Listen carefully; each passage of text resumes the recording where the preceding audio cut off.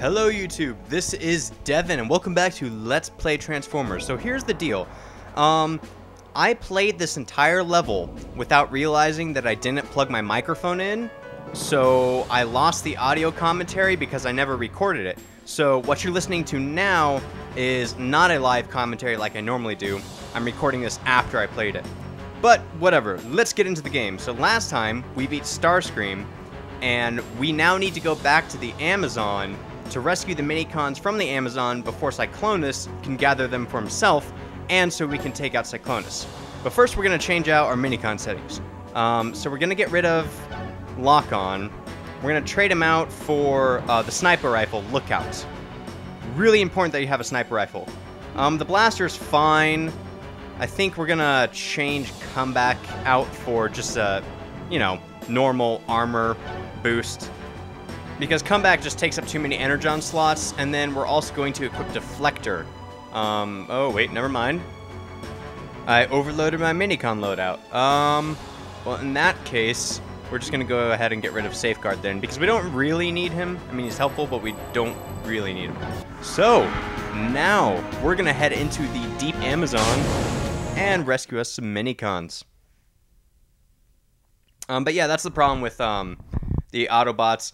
Is they each have a certain amount of Minicon slots that they can fill. Red Alert can fill 8, Optimus can fill 10, but I just don't like playing as Optimus because Optimus is slow. When you're being swarmed by a whole bunch of enemies, you want to be able to move quickly. You want to be agile so you can get out of the way, which is why I like Red Alert, because he is really good at defending himself, but he's also a really good combatant, and he's quick. Also, Minicon on top of the dropship. We cannot get that yet. I'll explain why later. Got a Minicon in the temple and a couple in the forests. Or, I mean, jungle. That's one thing I've always wondered. What is the difference between a tropical rainforest and a jungle? Is there any difference there at all? If anyone knows, leave a comment in the comments. We know Cyclonus is in the area, but we can't get an exact lock on him. He may be using the large temple ahead of you as a field HQ. Proceed with caution. Confirm. Yep. Message received. Alright, so there should be a dropship coming down here soon. Oh, yep, there they are. And that one has a heavy unit in the back. Now, they're going to a village. There's a village down at the end of this road here. And, there's a couple medium units and a heavy unit, and they're all guarding a Minicon. We're not going to go there right away. Because earlier, Optimus mentioned the giant sun temple that Cyclonus is using for his base. That thing has practically an army in front of it. I mean, it's mainly light units, but when you get a lot of light units in one big, massive block of enemies, they're really hard to fight off. And this is why I brought a sniper rifle with me, because we're going to go up onto this ledge, which I can't get onto. The thing you have to be careful with hills is once they get really steep, you slide all the way back down. It doesn't matter how far you made it up the hill. If you hit a part that's too steep for your character to climb up, you will slide all the way back down, which is annoying. Now right here, I was trying to get on top of the ledge, but I didn't realize that, because I thought that right there was the part that you have to get to. I was wrong. It was actually earlier back, and I was a little worried because that village is right there, and there's enemies right there, and I didn't want to get spotted and start getting shot at when I'm trying to get up on this ledge, because I have a sniper rifle. Yes, I do have a blaster, but all I have for a main weapon is a sniper rifle. So if those guys in the village see me right there, a sniper rifle is not a good close quarter combat weapon. And so I was really freaking out this whole time. I'm like, oh no, gotta get up the cliff, gotta get up the cliff, and I couldn't get up the cliff. And then I remembered you actually have to go all the way back out here to get up onto it because the cliffs aren't that steep over here. Or wait, no. This is where I still thought, yeah, I didn't go back far enough yet. And I was getting really frustrated because like, oh no, the viewers are going to get bored. I'm running around just trying to get up a hill. Nobody wants to watch me run and jump and try to get up a hill. This is boring. And so I go back to the place where it wasn't working because I'm a genius. I'm like, oh, let's go try the place that I know doesn't work. Yay. Meanwhile, again, you could hear the enemies off to the side in the village. How they didn't see me, I have no idea. But I'm trying to utilize a strategy here. Right there. See, I got up. Because when I zoom in here, there my controller's glitching out. There's a whole army out there, and you got little turrets as well. So what I like to do is you could go up there and fight those guys in close quarters combat yourself when you reach the temple, but it is really, really, really hard. Or you could just equip your sniper rifle, climb up here, and pick them off from a distance before you even get to them. And it's really handy, especially since sniper rifles are one-hit kills if you hit them in the head. Hitting them in the head, though, is really, really, really hard. Now, you'll notice the turrets are starting to freak out, and they're like, oh no, there's somebody shooting. We have to kill him. But they have no clue where I am, because I'm using a sniper rifle. And so, as you can see, they're shooting in the completely wrong direction, which is awesome for me.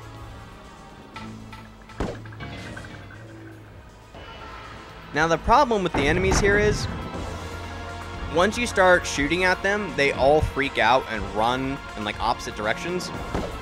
And it is really hard to shoot somebody's head when they're running. But if you wait long enough, wow, that one actually hit pretty close. If you wait long enough, they'll stop freaking out and they'll group back into their formation and just stand there, and they become really easy targets. That was also really close. But this whole time, my main worry was making this time efficient. Because, again, in Let's Play videos, you want to move kind of quickly so you don't bore your audience. And so I was becoming incredibly impatient. Oh, and I thought that one was going to hit me. I never saw where it landed. But it landed really close. And I was freaking out because I thought it was going to hit me. But I was trying not to bore you guys by sitting here and sniping forever, because I didn't really think you guys would want to watch me snipe enemies for half an hour, which is about what I normally do, because when I'm playing this by myself, I like to take my time, I like to be patient, I like to be a really clean sniper, I like to get a headshot every single time and never miss, but right here, I was just getting incredibly impatient, which made me a really, really, really sloppy sniper. Because normally I'm better than this, but they just kept moving and moving, and for some reason I just could not hit them. And then I ran out of ammo. And ready? Miss. Because it's really easy to hit them, but hitting their heads is way more difficult. Missed another guy. And missed another guy. So then I start getting a little bit more serious. Got one.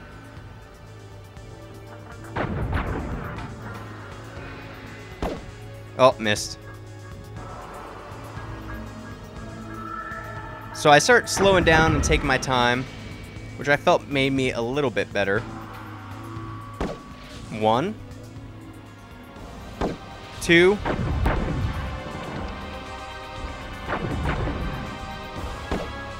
Missed. See, I like seeing how many headshots in a row I can get. Missed again. And I think I actually, yeah, right there, I get hit by the turret. And I was worried I was going to roll all the way down the hill, but I didn't. Then they start calming down. And once they're calmed down, you know what that means. Got to take them out again. 1, 2,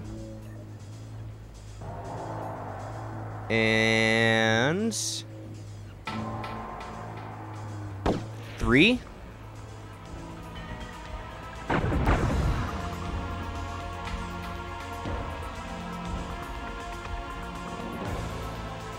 He's hidden behind the tree. I'm just gonna leave him.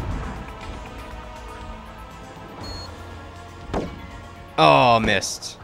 See, and I got reminded about, for some reason, I don't know why, but I got reminded about that scene from Lord of the Rings when Legolas and Gimli are counting the number of kills they've gotten, and Legolas is way ahead. I don't know why, but it just reminded me of that for some reason. And so it looks like we've only got like 3 or 4 light units left, which really aren't that much of a challenge. And the turrets, they look nasty, but they're really not that big of a deal either. So let's see here. Where's his head? Oh, he's out of range. We actually can't reach him. And those guys are out of range too. Which is saying something, because this sniper rifle gets pretty good distance. But they're too far away and we can't shoot them. And there's only like 3 of them left. And 3 light units is really not that big of a threat at all. And the turrets, again, they look tough, but they're really not that big of a threat either. So what I'm going to do is I'm going to head back to HQ. I'm going to swap my sniper rifle out for Slapshot. Probably put on some armor bonus again. And then we'll come back after I've swapped out my weapons. And we'll go do some actual fighting. Take out some heavy units and some medium units and some guerrilla units. Some stealth guerrillas. You haven't seen any stealth guerrillas yet. They're an entirely new type of enemy. You'll get to see them next time. They're really cool, but they're really tough. So, we're going to head up to our minicons. Going to switch lockout for Slapshot, of course, because he's my favorite weapon. Spark Jump's fine. We're going to put Safeguard back on and keep Deflector. So that looks good. Gonna head back to the Amazon, and in the next video there will actually be legitimate close quarters fighting. We'll actually rescue some minicons and it'll be awesome.